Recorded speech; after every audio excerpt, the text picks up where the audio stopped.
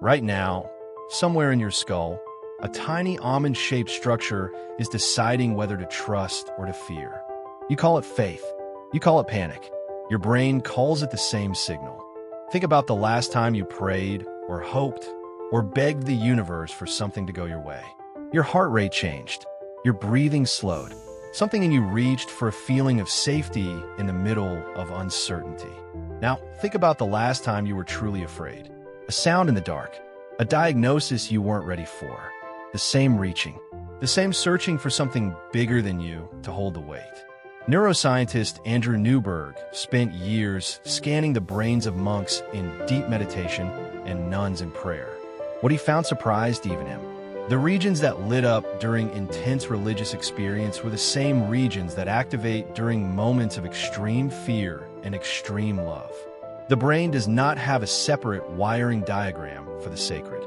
It borrows the circuits it already has. Here's the part that changes everything. Your amygdala, the almond-shaped structure sitting deep in your brain, doesn't know the difference between a real threat and an imagined one. It fires the same way whether you're facing a snarling dog or facing your own mortality at 3 in the morning. Psychologist Joseph LeDoux, who spent decades mapping the neural pathways of fear, showed that this ancient structure reacts before your conscious mind even understands what's happening. You feel the fear first. You explain it second. So when you turn to prayer in a moment of dread, you're not escaping your biology. You're using it. Faith, in this light, isn't the opposite of fear. It's a response to it. A tool your species built, generation after generation, to take an unbearable feeling and give it a shape, a name, a direction to send it in. William James, the philosopher and psychologist who wrote one of the most influential studies on religious experience over a century ago, argued that belief isn't primarily about doctrine or proof. It's about function. He studied hundreds of personal accounts of conversion, ecstasy, and spiritual crisis, and found a common thread. People didn't turn to faith because they had solved the mystery of existence.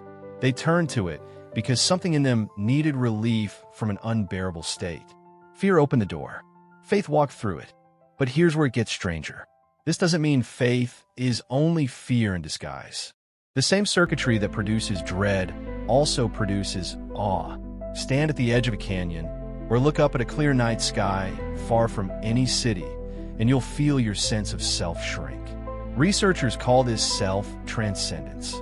Your brain quiets the regions responsible for tracking your own boundaries, the same regions that quiet during deep prayer or meditation. Fear shrinks you by threat. Awe shrinks you by wonder. Somehow, biologically, they can feel almost identical. Is that a flaw in your wiring? Or is it the most efficient design possible? Consider it from an evolutionary angle. A brain that could not feel awe, that could only calculate risk, would never have built a cathedral, painted a ceiling, or written a psalm.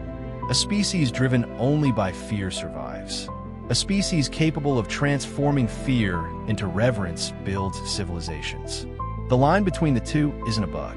It might be the very mechanism that allowed humanity to cope with a universe far larger and stranger than anyone a U.S. can hold in our heads. Science does not tell you whether God exists. That was never its job.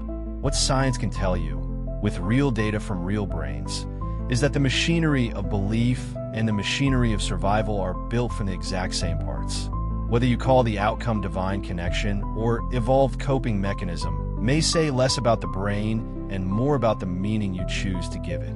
And that choice is where faith and science stop competing and start doing very different jobs. Science describes the mechanism. It cannot tell you what the mechanism is for. That question, the question of meaning, is one that theologians, philosophers, and ordinary people have wrestled with for as long as there have been minds capable of wrestling. So the next time your chest tightens before a hard conversation, where your hands fold together without you deciding to fold them, notice what's actually happening. Your ancient brain is doing what it has always done, reaching for control it cannot have, and turning that reach into something that feels, for just a moment, like peace. Maybe that's the real miracle. Not that fear and faith are different things pretending to be the same, but that your mind found a way to turn one into the other every single day without you ever noticing it happen.